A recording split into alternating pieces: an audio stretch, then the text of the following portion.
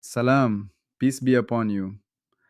My name is Muhammad Layak Siddiqui, the father of all of his, the compressed core of a Phi pattern, invariant bases, and minimal generators. There comes a moment in every serious search for understanding when description stops being enough. Up to this point, we have learned how to speak carefully about patterns.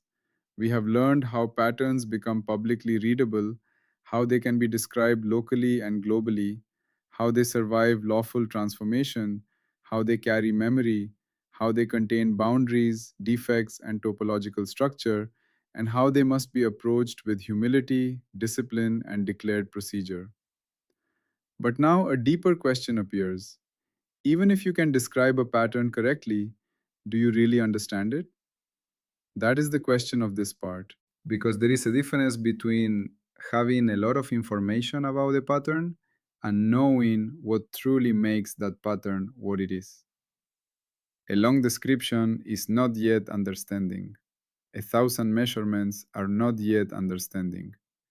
A beautiful visualization is not yet understanding. A standardized file is not yet understanding. Understanding begins when we can say, here is the small, stable, invariant generating core from which the rest follows. This is what we mean by the compressed core of a pattern. Not compression in the cheap sense, not a slogan, not a summary, not reducing something rich into something flat. We mean something much more serious. We mean finding the invariant basis, the minimal generator, the structural heart of a pattern. We mean asking, what in this pattern is primitive within the declared scope? What is derived? What is independent? What is redundant? What must be given so that the rest follows lawfully? What can be removed without losing the pattern, and what cannot be removed without destroying it?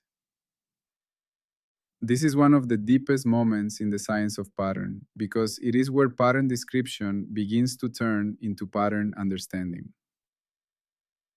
The ordinary illusion. More detail means more understanding. Most people naturally think that understanding means accumulating more and more detail. If you want to understand a forest, list every tree. If you want to understand a face, record every pixel. If you want to understand a melody, write every note. If you want to understand the weather, collect every reading. If you want to understand a person, remember every event. But this cannot be the true meaning of understanding. Why?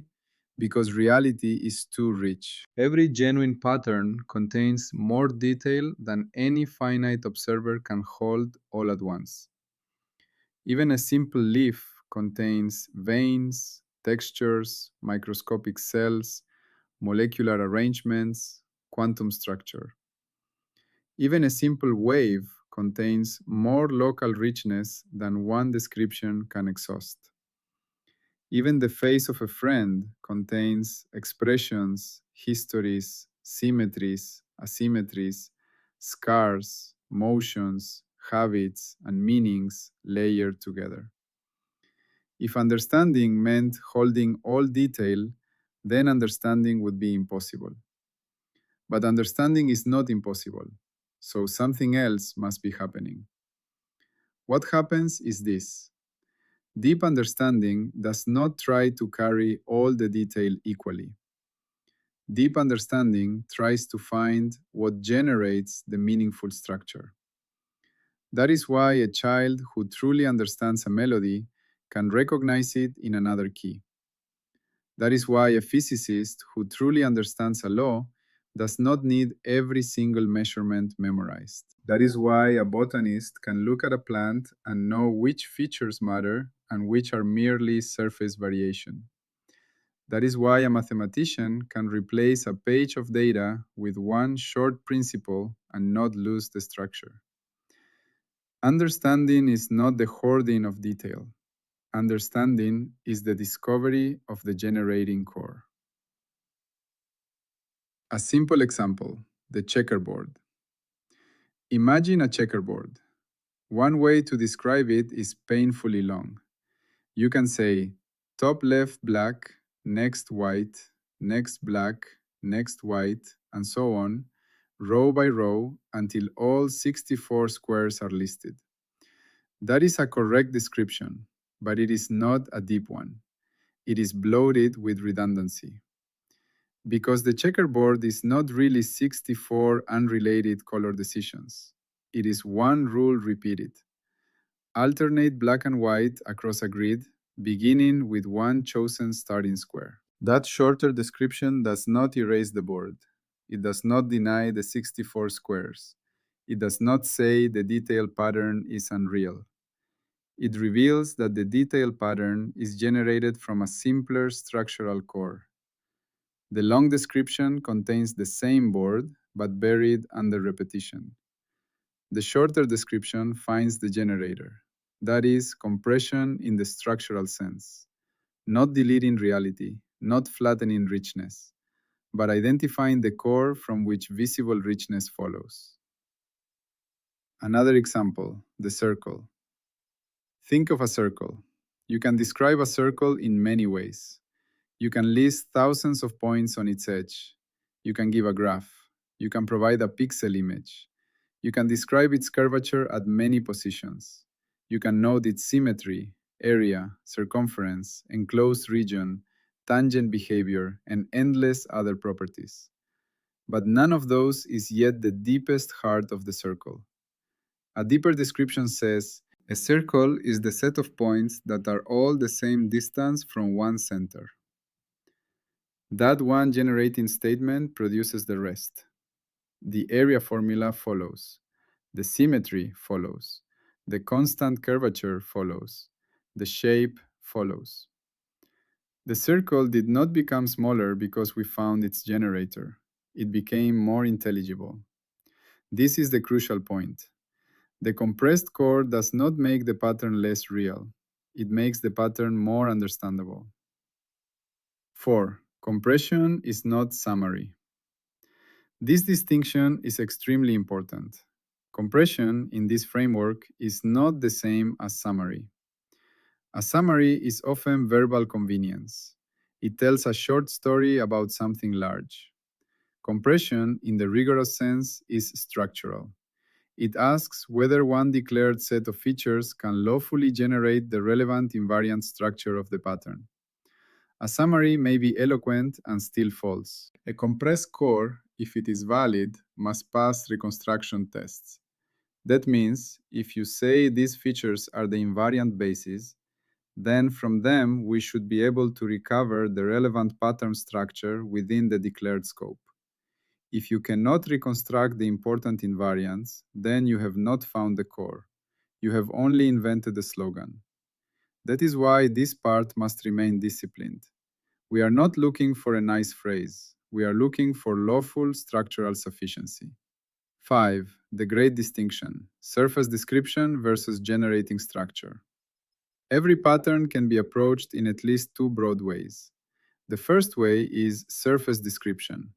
This tells us what appears: shapes, values, textures, arrangements, outputs, visible traits. The second way is generating structure.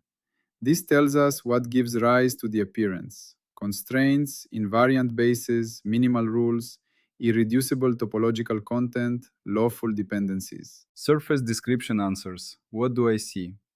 Generating structure answers: what must be in place for this to arise? Surface description is necessary. Generating structure is deeper. Without surface description, you may not know what is present. Without generating structure, you do not yet know why the pattern is what it is.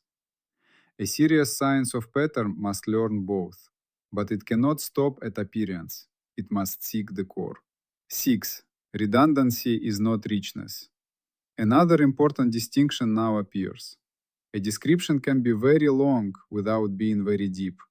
A pattern can be over-described. A file can be huge and still mostly repeat itself. A scientific model can contain many parameters and still be less explanatory than a shorter one. A person can speak at length and still say very little.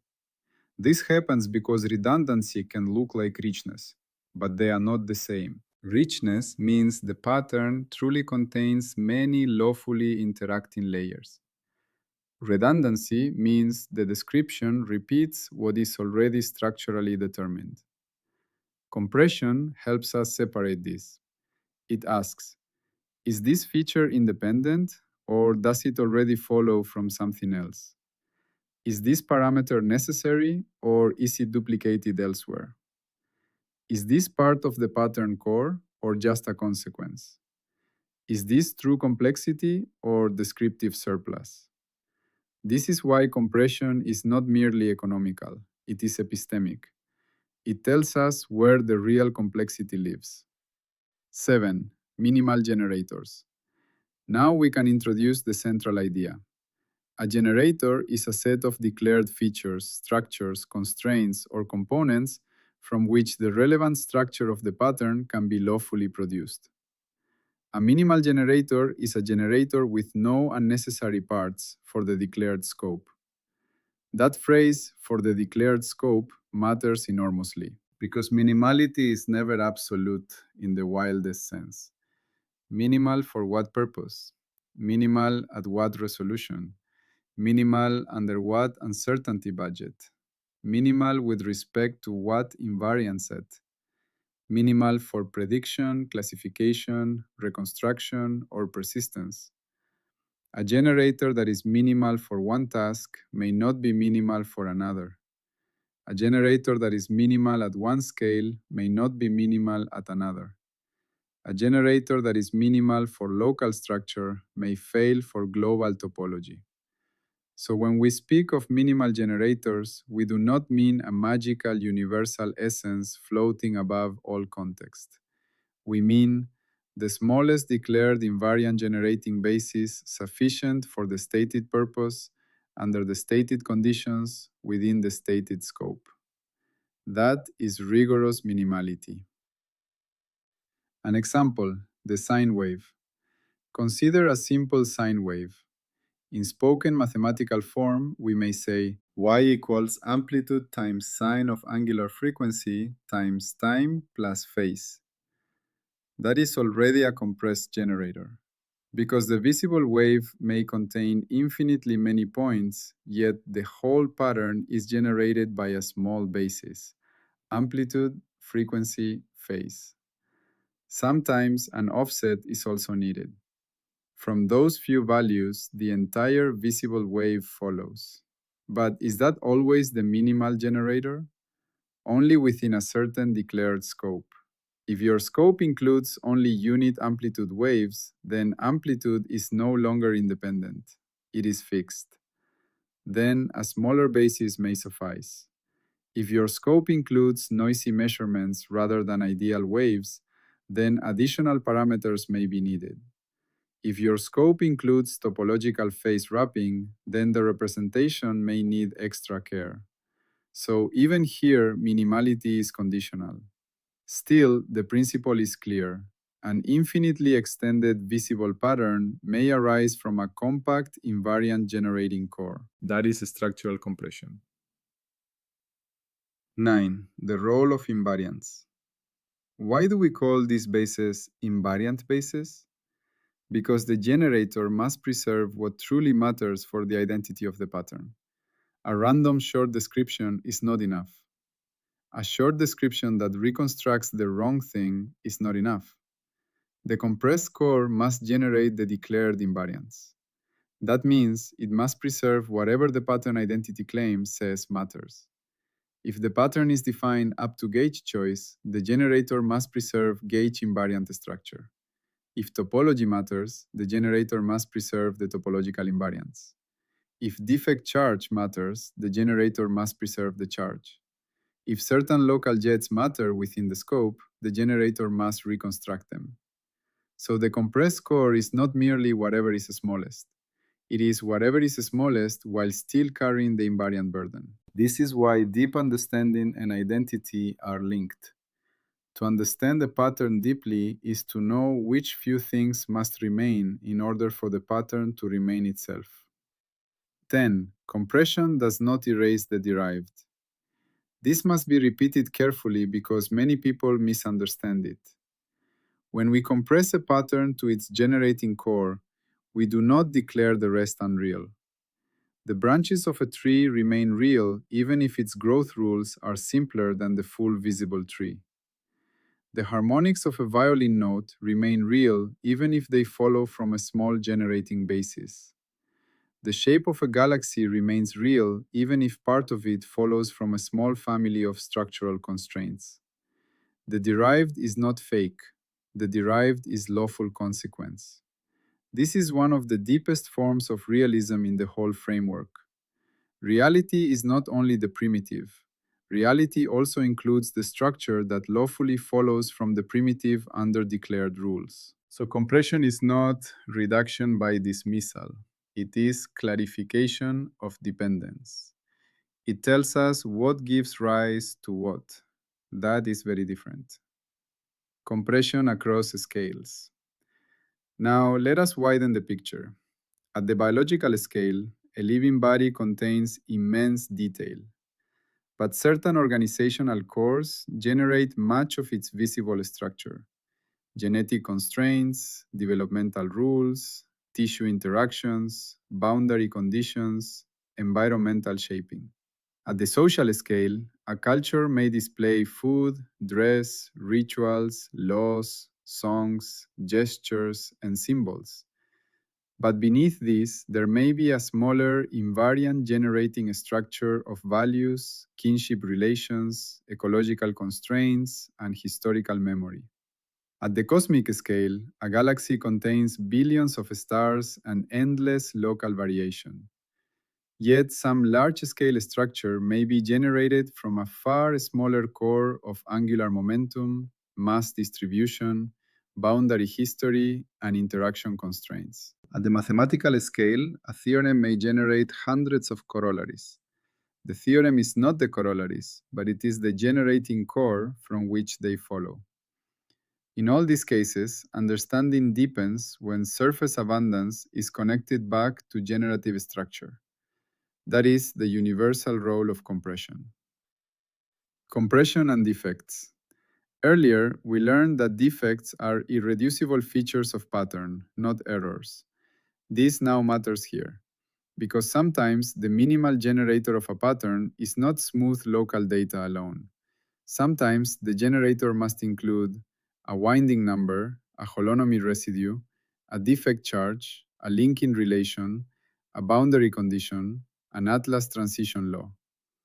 Why? Because local appearance may underdetermine the global pattern. Two patterns can look alike in local patches and still differ globally. Their difference may live in topology or in defect content. So any serious invariant basis must ask, what irreducible structure cannot be compressed away? Sometimes the answer is the defect itself. That means the compressed core may be surprisingly small in one sense, but still contain topological depth. The generator need not be a list of local values. It may be a mixed basis, some local signatures, some global invariants, some boundary conditions, some defect charges. Only then is the pattern really captured. Compression and canonicalization are not the same. This part also depends on a discipline we established earlier. Canonicalization produces stable comparison-ready forms, but canonicalization is not the same as minimal generation. A canonical form is one declared standard representation among many equivalent representations. A minimal generator is a compact invariant basis from which relevant structure follows. One is a comparison convenience. The other is a structural core. A pattern may have a canonical form that is longer than its minimal generator. A pattern may have a minimal generator that is not itself canonical. So we must never confuse this is the standard public form for comparison with this is the smallest structural basis from which the relevant pattern follows. That confusion would turn a procedure of convenience into a false ontology. And that is exactly what this framework must prevent. Compression and storytelling. Another danger must be blocked. People often replace deep structure with narrative shorthand. They say things like, this whole pattern is basically harmony. This system is really just balance. This person is simply ambitious. This society is fundamentally driven by fear. This may sound compressive, but unless they reconstruct the relevant invariants under declared scope, they are not structural compression. They are interpretive stories. Stories may be useful later, but in this layer, we require structural proof. We require that the claimed core actually generates the declared pattern content. Without that, compression becomes rhetoric, and rhetoric is not enough. So, how do we know whether a claim generator is real? We test reconstruction. The question is simple. From this proposed invariant basis, under these declared rules, can we recover the relevant pattern structure for the declared purpose? If yes, the basis may be valid. If not, the basis is insufficient.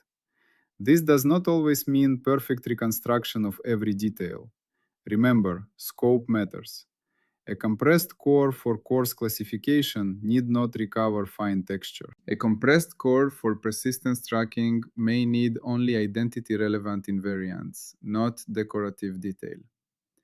A compressed core for prediction may preserve dynamics but not full appearance. So reconstruction tests must match the declared use. Still, the basic principle holds. A generator must earn its name by generative sufficiency. The link to persistence. We are now standing very close to the next great question. If a pattern has a compressed core, then perhaps that core is what must persist for the pattern to remain itself.